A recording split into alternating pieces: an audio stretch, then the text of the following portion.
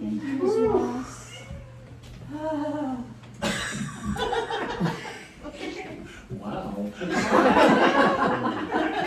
Great sigh. Good morning. Good morning. Reverend Ron Trunnell, and I'm so glad you're here.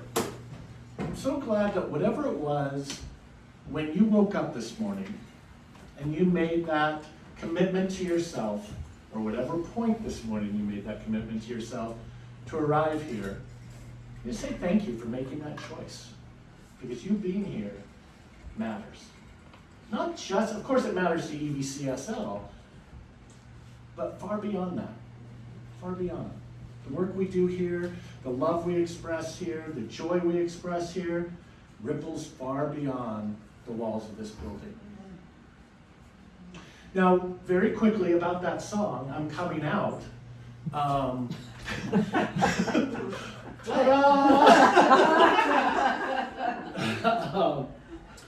Diana Ross, when she recorded that, did not, of course, intend it as kind of a coming out gay anthem to be played in all the dance clubs.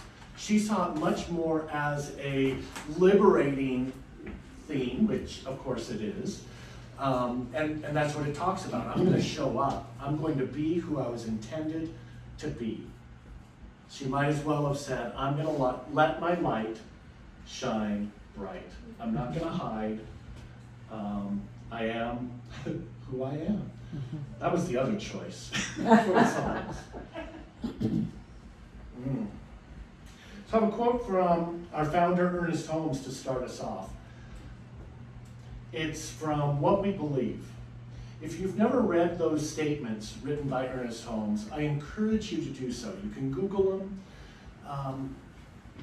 And what I love about it, especially if this teaching is new to you or unfamiliar, is that it says this is what we believe. Doesn't say this is what you need to believe. Doesn't say you have to believe.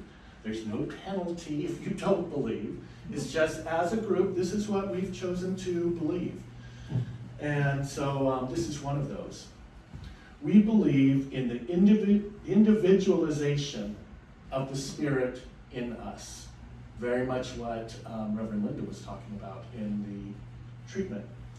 And that all people are individualizations of the one Spirit. So we all look different. We all talk different. We all think differently. And yet we all come from that same spark. That same life that's in me is the same life that's in you, and you, and you. So I asked the question to start, why do we try to hold that back? Right? Knowing that, if that's what we believe, that we're all unique, individual, that's God calling. Yes, something to say. You want to chime in? I didn't say that. It's terrible to be called out by God. Sorry. I'll get there. Or not. Why would we hide it? If we know that we have that spark of Spirit, of God, whatever you choose to call that which is, in us, trying to express through us, why would we resist that? Why would we try to hold back? Why would we try to fit in? Right? And yet, I can say with 99% certainty that every one of us has some area of our life that we are still trying to allow that light to shine through. Mm-hmm. You know, maybe it comes and goes, or maybe it's just that one area that is still blocking the light, holding that light back. You know, maybe we do it because it allows us to feel safe. We know what to expect. We know what role we're supposed to play. And there's great safety in that. Isn't there?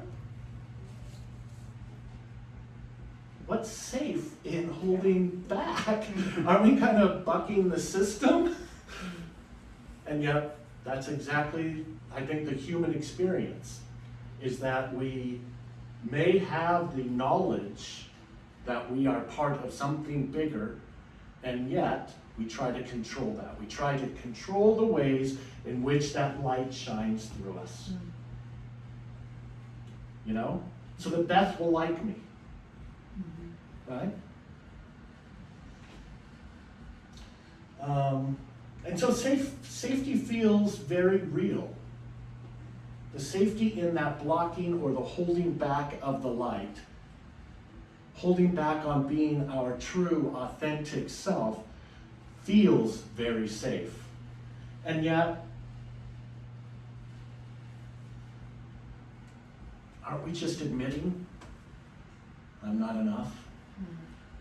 I'm not worthy? I couldn't dare show that. What would they think? So we dumb down our conversation. We hold back from sharing something really meaningful that's going on. Feels safe. Maybe not so much. You know, back in, I bet it was 2007, 2008, I was working in a job and really suffering. And so I met with a practitioner who's kind of the prayer arm of our teaching.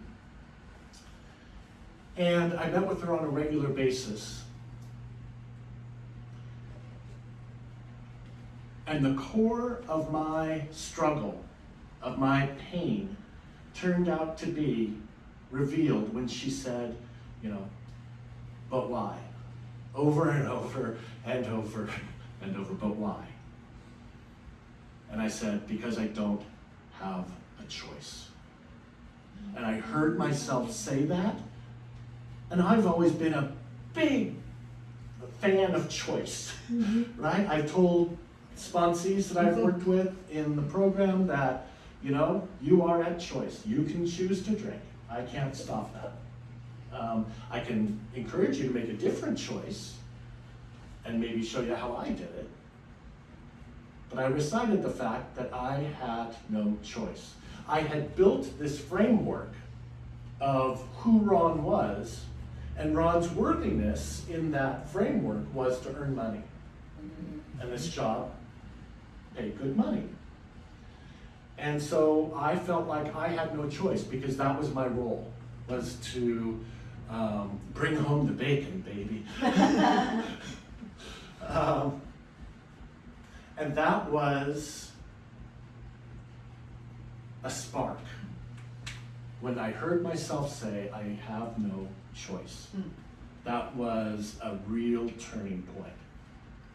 I eventually resigned my role in that company, maneuvered staying somehow, and got a new role that suited me much better. All because I was willing to let go of that belief of I have no choice. The light could then shine through in that area, and something better could be created. If you hear music, it's probably me. I stream so that I don't lose contact. It's just a little trick. Wow. Yeah. Feel free to Next use week's, that. next week's turn. That's right. So today's summer solstice, which of course brings in our light principle. The longest day of the year. You might call it the fullest day of the year. We might even call it the most fully expressed day of the year. It's the biggest day of the year as far as light goes. In Eugene, it's marked by 15 hours and 22 minutes of daylight. And boy, my dog has a hard time sleeping past 6 a.m. with the sun reaching its highest point in the sky. Wow. And so we celebrate that highest expression of the light. And yet, if I'm somewhere else in the globe, it's different, right? It depends on where I'm at. And the point I'm trying to make is the sun is always shining, right? It doesn't have the dimmer switch that came up in the prayer as well. It's always fully, completely expressed. A quote from Carol Carlton, an author of a pagan workshop. She's a pagan workshop facilitator. The festival of the Summer Solstice speaks of love and light, of freedom and generosity of spirit. It is a beautiful time of the year where vibrant flowers whisper to us with their scented breath. Forests and woodlands hang heavy in the summer's heat, and our souls become enchanted with the midsummer magic. Have you ever met a flower that thought, well, I'm not going to bloom because I'm embarrassed by my purpleness. I should be orange. Right? No. The flower knows that it's a flower. The flower knows to express as it is here to express. Human beings, however, have the ability to make up these stories of who we are, to create this false narrative, this false belief about who we are. Again, I'm here to make money. That's my role. No, that's not why I'm here. So, imagine the light within you, if you will, whatever that spark feels like to you. If you pray, imagine that connection. If you meditate, imagine that place you go, that place inside that knows. Maybe you think of it as where intuition comes from. It's the same space in the rest of the world where the birds sing. It pours through for all of time. Doesn't ever hold back. Doesn't ever think, well, I sang that last one off tune, so I'm going to hold it back. And here's another analogy. So isn't it nice how this window's here and just lets in some daylight? You can see the glow. You can know that the sun is out, that it's shining. And imagine one day you think, well, I have this bookcase I need to put somewhere. It's just really a shelving unit without a back. So I could just put it there, and it's not going to block anything because the shelves are only that thick. You're not going to be able to tell.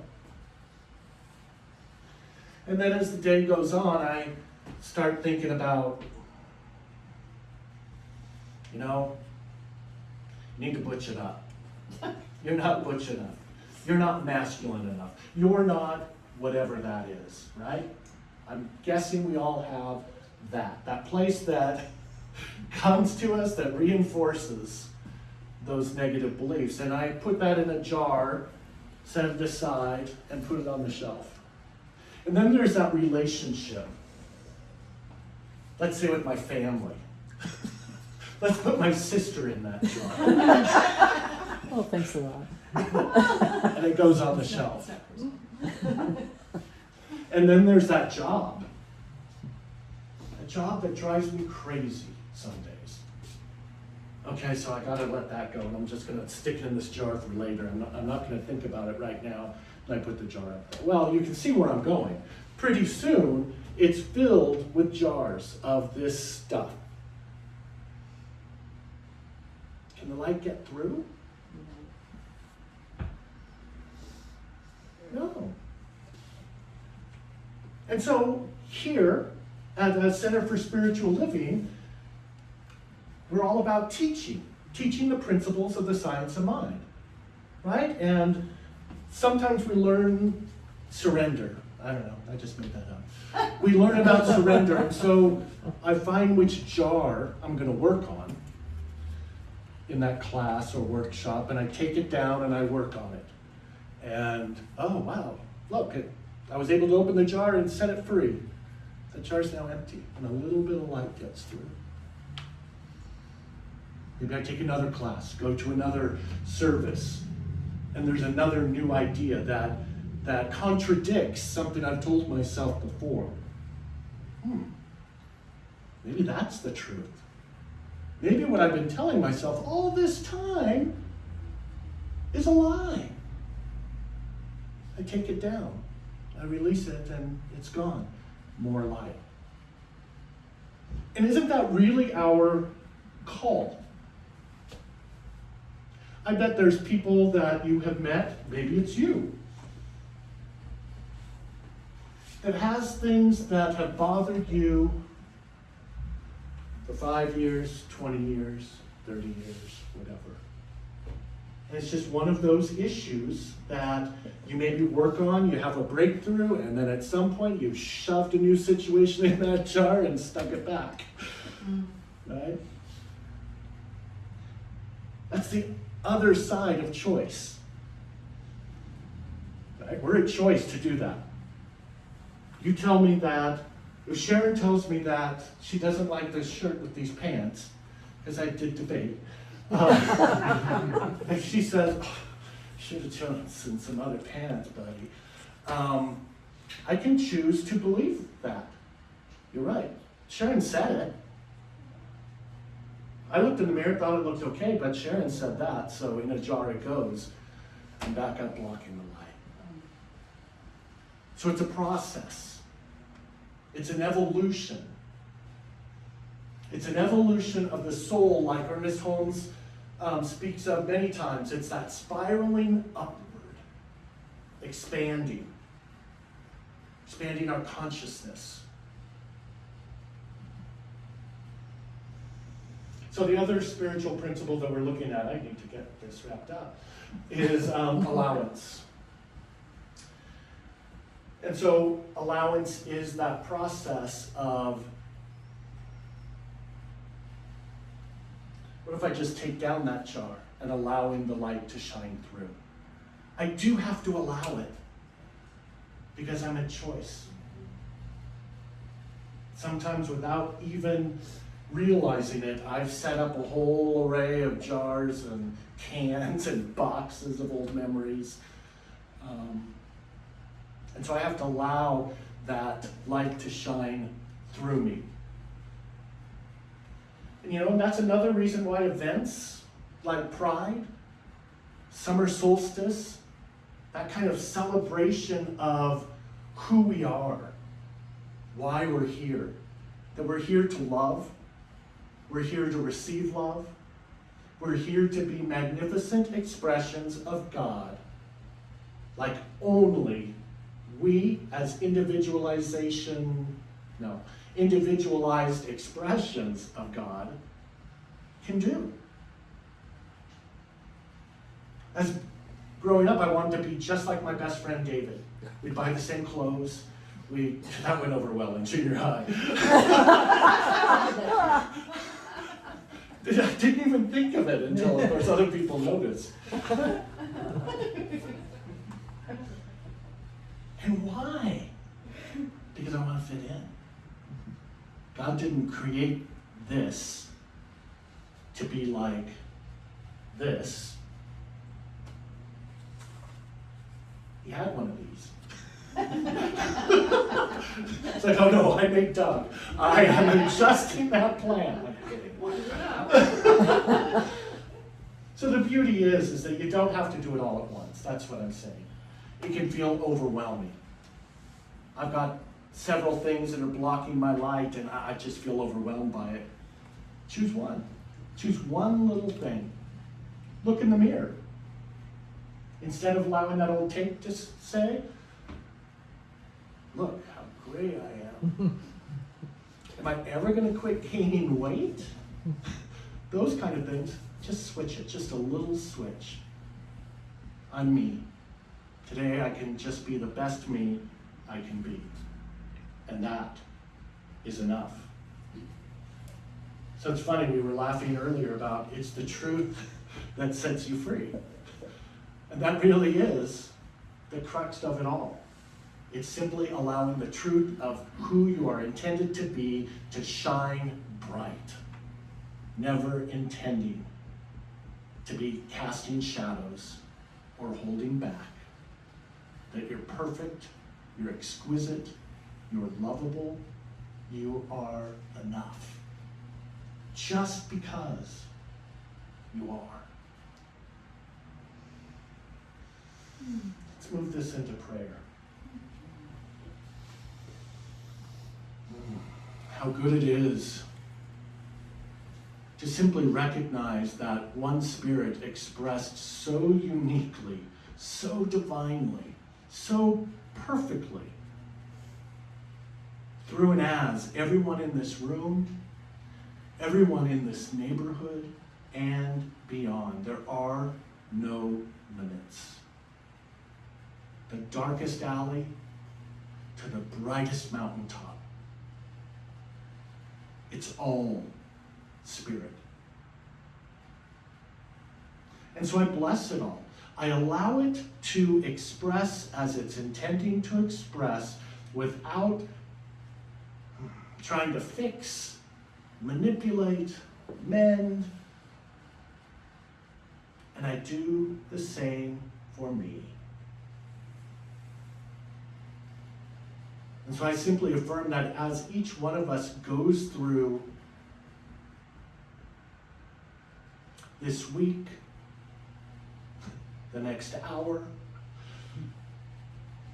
that we do so with that gentle knowingness that the light shining through you was intended to be for you.